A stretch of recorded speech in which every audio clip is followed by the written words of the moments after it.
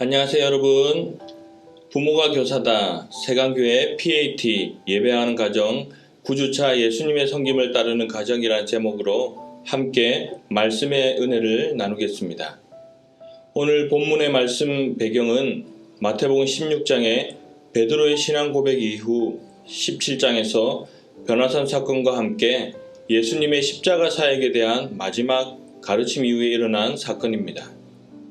16장에 주는 그리스도시요 살아계신 하나님의 아들이라는 그 기가 막힌 신앙 고백 이후에도 베드로는 십자가의 예수님 사역을 듣고는 그리하지 마옵소서라고 하고, 그러자 예수님께서는 사탄아 물러가라고까지 말씀하셨습니다.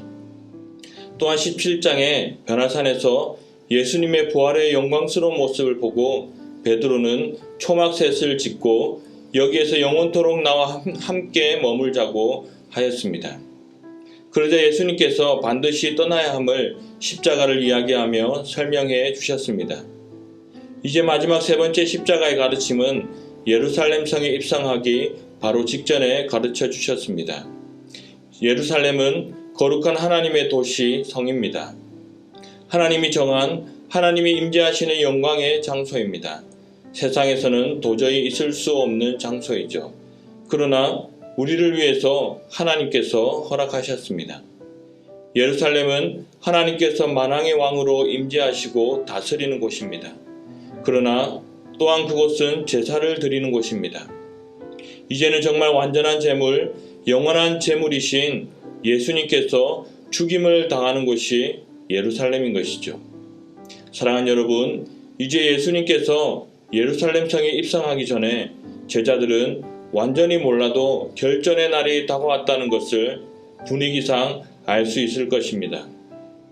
아마도 그러한 분위기를 누구보다도 잘 알고 있던 야고보와 요한은 그의 어머니 살로메를 내세워 예수님 앞에 나와 절하며 강력하게 요청하는 것이 있었습니다. 그들이 구한 것은 다름 아닌 살로메의 두 아들 중 하나는 주의 우편에, 하나는 주의 좌편에 앉게 해달라는 것이었습니다. 아마도 마태복음 19장에 어떤 사람이 예수님께 어떤 선한 일을 하여야 영생을 얻으리까 라고 물었을 때에 모든 것을 버리고 예수님을 따르는 자는 12보좌에 앉을 것이라고 말씀하셨는데, 야고보와 요한은 그 12보좌 중에서도 서열 1위, 2위를 하고 싶었던 것 같습니다. 그러자 예수님께서는 그들이 그것이 무엇을 의미하는 것인지 제대로 알지 못하는 것을 알려주시고 다시 한번 묻습니다.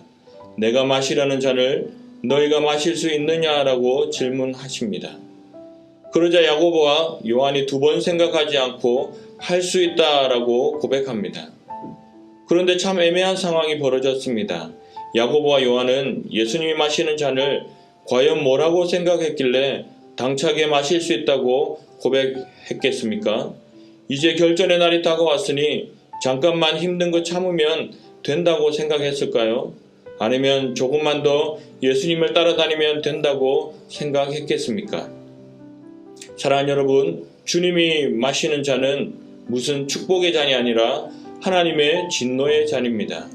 십자가의 고난과 죽음을 이야기하는 것이죠. 우리의 모든 죄를 대신 지시고 죽으심으로 우리 죄를 사해 주시고 영원한 생명을 얻게 하기 위해 마시는 것입니다. 그 잔은 오직 살아계신 하나님의 아들이신 예수 그리스도만이 마실 수 있는 잔입니다. 우리 주님께서 야고보와 요한이 할 수 있나이다 라는 이 대답을 듣고 어떤 마음을 가졌겠습니까? 비록 그들은 그 잔을 마시고 정말 주의 나라 예수 그리스도께서 뜻대로 다스리시는 그의 나라에서 좌우편에 앉는 것이 무엇을 의미하는지 잘 모른 채 요구하고 전혀 엉뚱한 생각을 하고 구하였지만 결코 한심하게 보시지 않으셨습니다.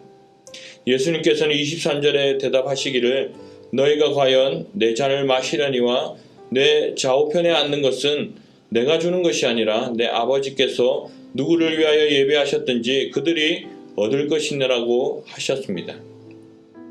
우리 주님께서는 아직 아무런 힘과 능력이 자격이 되지 않는 그들에게 안 된다고 하시지 아니하시고 그들의 고백을 기쁘게 받으시고 정말 그들이 그리스도께서 말씀하시는 그 잔을 마실 수 있도록 주님께서 친히 가르치시고 인도하는 것입니다. 사랑하는 여러분, 말씀을 정리하겠습니다.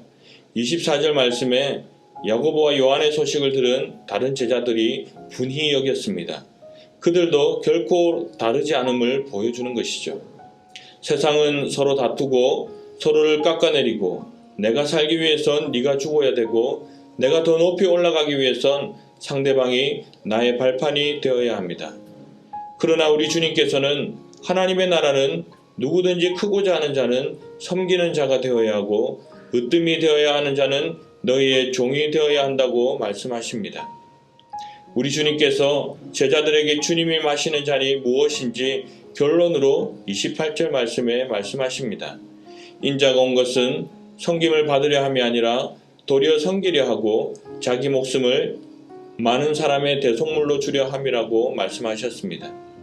우리 주님께서는 창조주께서 피조물인 우리를 사랑하시어 다시 살리기 위해서 가장 흉악한 죄인을 죽이는 형벌인 십자가에 죽으셨습니다. 우리가 주님처럼 십자가에 대신 죽을 수는 없습니다. 예수님 한 분이면 충분합니다. 그러나 이제 우리가 마실 주님의 잔은 바로 우리 대신에 죽으신 예수님을 믿고 그분의 뜻을 믿음으로 온전히 따르는 것입니다.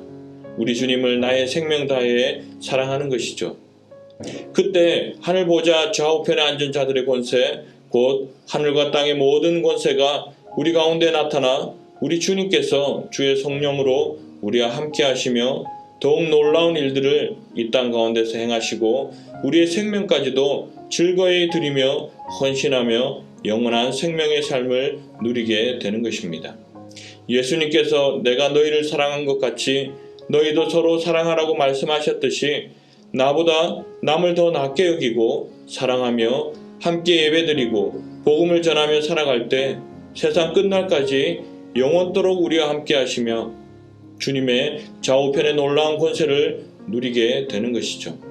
이번 한 주도 우리 세강교회 예배하는 가정은 더욱 우리 주님을 뜨겁게 사랑하며 하나님의 말씀에 생명 다해 믿음으로 순종하며 승리하시기를 예수님의 이름으로 축복합니다.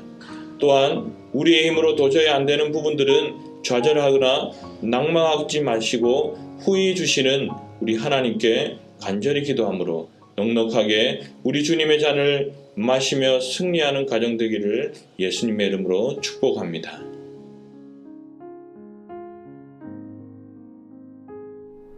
샬롬! 자신을 낮추는 사람은 내가 최고야 라고 말하지 않아요.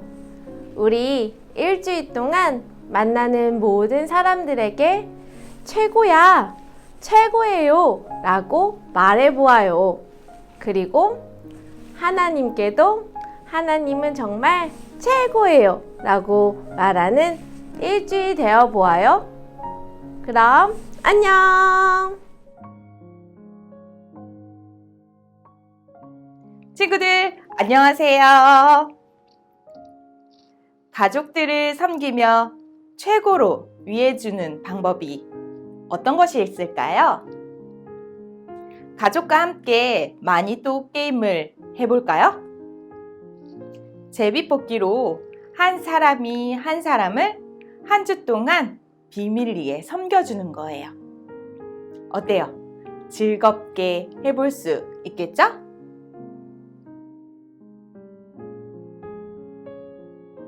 중등부, 고등부 적용하기 실천하기입니다. 섬김의 본을 보여주신 예수님을 기억하며 우리도 삶 속에서 섬기기로 결단해요. 가정에서 최소 한 번 부모님 대신 설거지하는 우리 중고등부 친구들이 되기를 소망합니다.